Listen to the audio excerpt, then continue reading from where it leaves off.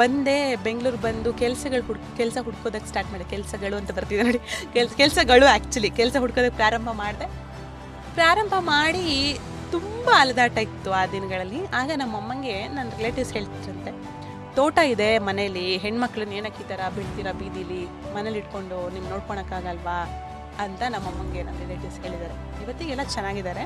But ಆವತ್ತಿಗೆ ಏನು ಅವಳು ತುಂಬ ದಡ್ಡಿನಪ್ಪ, ಅವಳಿಗೆ ಏನು ಕೆಲಸ ಸಿಗೋದಿಲ್ಲ, ಸುಮ್ಮನೆ ಕೂತ್ಕೊಂಡಿರ್ತಾಳೆ, ಟಿ ವಿ ನೋಡ್ತಾ ಕೂತ್ಕೊಂಡಿದ್ದು. ನಂಗೆ ಟಿ ವಿ ನೋಡೋದೇ ನನಗೊಂದು ಅಸೆಟ್ ಆಗಿತ್ತು, ಅಂದರೆ ನಾನು ಅದನ್ನು ನೋಡಿ ಕಲಿಬೇಕಲ್ಲ, ಆ ಥರ ಆಗಿತ್ತು. ಸೊ ಆವಾಗ ನಾನು ತುಂಬ ಜರ್ದಿದ್ದಾರೆ, ಅವಳಿಗೇನು ಮಾಡೋಕ್ಕಾಗೋದಿಲ್ಲ, ಅವಳಷ್ಟು ಕ್ಯಾಲಿಬರ್ ಇಲ್ಲ, ಮನೇಲಿ ಏನಕ್ಕೆ ಮಕ್ಳನ್ನ ಹೊರಗಡೆ ಬಿಡ್ತೀರಾ, ಹೆಣ್ಮಕ್ಳನ್ನ ಅದರಲ್ಲಿ ಎಸ್ಪೆಷಲಿ, ಇದೆಲ್ಲ ಸರಿ ಇಲ್ಲ ಈ ಥರ ಫೀಲ್ಡ್ ಅಂತೆಲ್ಲ ಹೇಳಿದ್ರು. ಅದಾದಮೇಲೆ ಒಂದು 3 ತಿಂಗಳು ಅಲ್ದಾಡಿದೆ. ಒಂದು 10 ನ್ಯೂಸ್ ಚಾನೆಲ್ಗಳು ಇಂಟರ್ವ್ಯೂ ಹೋದೆ, ಯಾವುದು ಸೆಲೆಕ್ಟ್ ಆಗಿಲ್ಲ. ಅವ್ರು ಹೇಳಿದ್ರು, ಏನು ನಿಮ್ಮದು ಎಕ್ಸ್ಪೀರಿಯನ್ಸ್ ಅಂತ ಕೇಳೋದು.